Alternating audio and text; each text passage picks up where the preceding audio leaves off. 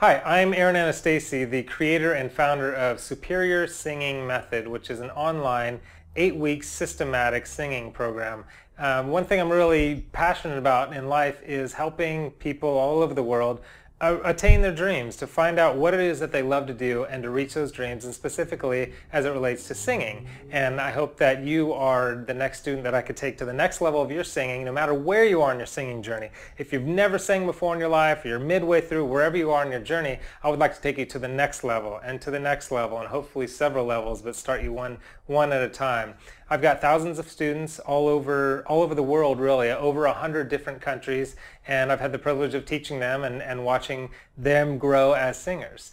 Now, in this video, what I want to give you is one of my favorite vocal exercises, for one. I'm going to give that to you at the end of the video, because before I do that, I want to give you 3 essential singing tips. The type of tips that will help you with your power, your vocal tone, your pitch, ability to stay on key, and smoothing out those cracks and breaks. Those cracks and breaks usually happen in your voice in between your different vocal registers, because in there are 2 muscles pulling against each other, and if you haven't built up those muscles in there, one usually gives way, and that's when your voice cracks. But we'll talk more about that. Okay, the first singing tip that I want to give you has to do with what does it take to learn to sing.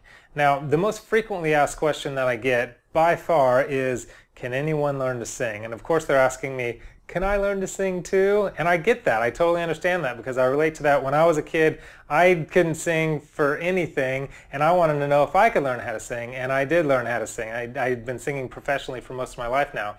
The short answer is yes, you can learn how to sing, no matter, again, where you are, and no matter what genre you sing too. People look at me, black hair, tattoos, they think, well, you must sing rock or metal or something in that area. The tips and the singing tips and vocal exercises that I'm going to give you are universal, no matter where you are in genre, whether R&B or classical or rock or country or anything. These tips will help you to just become a better singer. It will develop your voice, and you decide what genre you want to sing. But the basic answer is, can you learn to sing? If you can speak, you can sing. If you can speak, you can learn to sing, I should say, because singing is just sustained speech. Okay, so back to what I said at the very beginning of this video.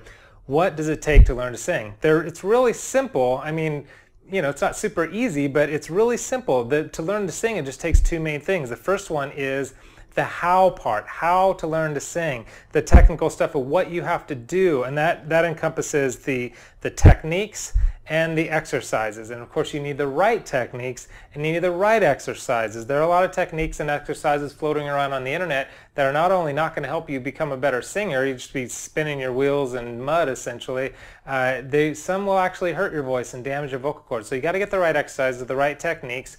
And then the second part is practicing. There's the whole, you got to do stuff, just like an athlete. As a singer, singers are actually athletes. You may not feel like an athlete if you've been singing, but it is an athletic exercise in that your voice is your instrument, and you need to build up your voice just like any other muscle in your body. And just like an athlete goes to the gym and builds their muscles, it takes a certain amount of repetition and consistency to build up those muscles to be strong enough to be able to sing with good tone and to sing with great pitch and all those other things. So those are the 2 main things. How do I sing, the techniques and exercises, and then actually taking the time to practice and being consistent with those practices.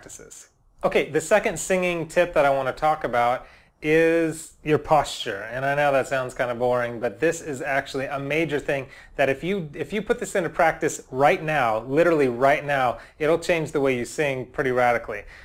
You've heard of, and we'll get to the actual tip in a minute, but you've heard you got to breathe from your diaphragm, you got to sing from your diaphragm. You may or may not have heard that, but what does that exactly mean? How do you sing and breathe from your diaphragm? Well, I want to talk a little bit about that, but let me tell you this, when you're sitting down and you're hunched over, what it does is it diminishes your lung capacity. And of course you need your lungs to be able to sing out, you need your lungs filled with air. So how do you make the diaphragm descend in order to allow, because what happens is when you take a complete breath, Your diaphragm descends and it opens up a bigger space for your lungs to be able to expand, and it makes more capacity, more lung capacity for you. So try this. If you're probably sitting down right now, if you're sitting down kind of hunched over, I want you to just try singing a phrase, any phrase. Somewhere over the rainbow, anything, I mean whatever, just some kind of phrase. And then I want you to get up. I want you to stand up, put your arms to your side, and put your shoulders back a little bit, and then try it again. Same phrase, same everything. Somewhere, and just see how the difference is with how you're able to sing, because it makes a difference if you're singing from your diaphragm rather than singing from your throat. Many people sing from their throat. It's and it's that instead of more here. So when you stand up and you allow your diaphragm and your lungs to do the work and not your throat, you're going to sing with a bigger, fuller sound. This will help with a lot of things, your power and your tone, and ultimately with your pitch as well. And this will, once you get this mixed with a couple of exercises, it will start working on those cracks and breaks. And I'm actually going to give you an exercise at the end that will really help with those cracks and breaks and transitions. So give that a try and see if that doesn't help you right away. Okay, the third singing tip that I want to give you has to do with your vocal tone, your tone, the quality of the sound that comes out of your mouth when you sing. Now, a lot of people focus on their pitch, because if you have bad pitch, you're not singing on key. Everybody notices that, and I think that's great, focusing on pitch. And there are a lot of different exercises and things that I talk about in my course that help you with your pitch. But vocal tone specifically is something that even if you have great pitch, if your tone is nasally or just super abrasive, it's not very pleasant to listen to. So that's something that you want to work on. The good news is that I've got some really simple tips for you that will help you right away. If you just use these couple of tips, it'll get you further down that road toward better tone. The first one is a relaxed jaw. Just simply a relaxed jaw. Now, when a lot of my students, when they go to sing, they're nervous first of all, and so they're a little tense, and then they're also a little insecure about their voice, which is totally understandable. I've been there and still get there. You want to kind of you tense up your jaw a little bit, and when you sing, it just doesn't quite come out right because you're all tense.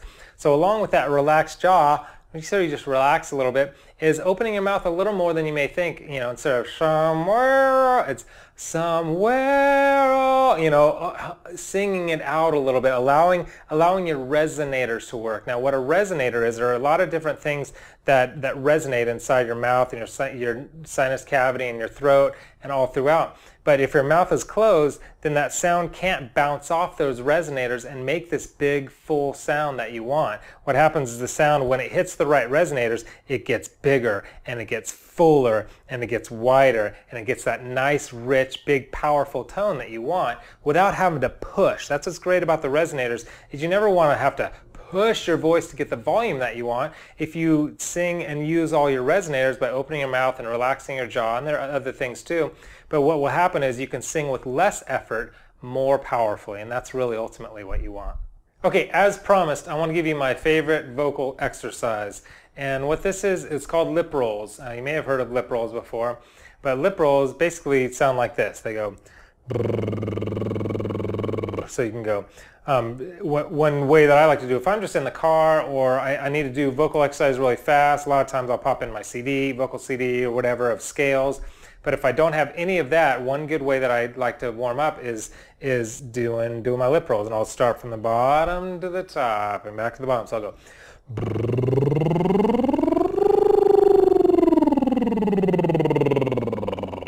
So that's basically the exercise there, and I kind of go, I work it. When I'm actually doing them, I'll go down and back up and in the middle and just give your voice a nice warm-up. The great thing about the lip rolls is, I'll tell you all the benefits in a minute, but the great thing about it is the starting and the stopping of the lips. What it does is it creates a vacuum in your throat that keeps your vocal cords together, because when your voice cracks and breaks or squeaks or does all the things that you don't want it to do that it occasionally does, it's because what's happening, your vocal cords are kind of like this, and when you sing they vibrate and they open up a bit. But when they crack and break, your vocal cords go poof, and they kind of bust apart. I mean, they're always connected, but they bust apart too much. And so what this does is that compression helps them hold together. So that whole thing I was talking about with the cracks and breaks in the different vocal registers, remember I was saying those muscles kind of pull against each other because if they're not strengthened, one gives way and you crack and break. But what this does is it strengthens all the way through the top and all the way back down, forcing your vocal cords to stay together. Force sounds bad, but it's just it holds them together and allows you to work all the way throughout your whole register, creating a nice mixed voice, a nice blended voice, because that's the goal, is to get one big huge voice, not like a chest voice and a head voice and all that stuff. That's great, but if you can just get top to bottom one great big mixed voice, one great blended voice, that's the goal, and that's what these will help you with. And you can do these just like up and down like that. Notice that I'm pushing up the cheeky part of my face, the fatty part of my cheeks here, because that helps you kind of get the get it rolling. Like if you don't do that, it's like it's just a little hard to get going. Some people can do it. For me, it's just easier to lift it up a little. You can do it with one hand if you're driving, or two hands, and those lip rolls. So you can do it just by going up and down like that, or any scales. In my program, I give you tons of scales with the piano, and you can go. You could do it with scales, or just do it whatever you have access to at that moment when you want to warm up or work, strengthen your vocal muscles, your vocal cords. Now, the benefits of this, I talked a little bit about that. It'll help with those cracks and breaks, help you develop a mix, a blended voice. It'll smooth out those breaks in between registers because you're working all the way through, keeping those vocal cords together. And it will also help you to expand your range. And I know that's important for a lot of people. They want, how could I sing higher? I want to be able to sing higher notes. This will help you expand your range, because what it'll do is as you get to the top of your range, it allows you, it keeps those vocal cords together even up at the top of your range, but in a way that is it's not hurting your vocal cords at all. It's just a really smooth, nice way to keep your vocal cords together. So, and you can work it all the way up there. If you're trying to sing those notes without that compact going on with your lips opening and closing like that, there's going to be a lot more strain, a lot more stress. So this is a great way to strengthen your vocal cords with no impact, no hard impact on your vocal cords at all. Okay, so what we're going to do now, you and I, is we are going to do this vocal exercise, the lip rolls, and we're going to do it on what's called a 5-tone scale. Da da da da da da da da.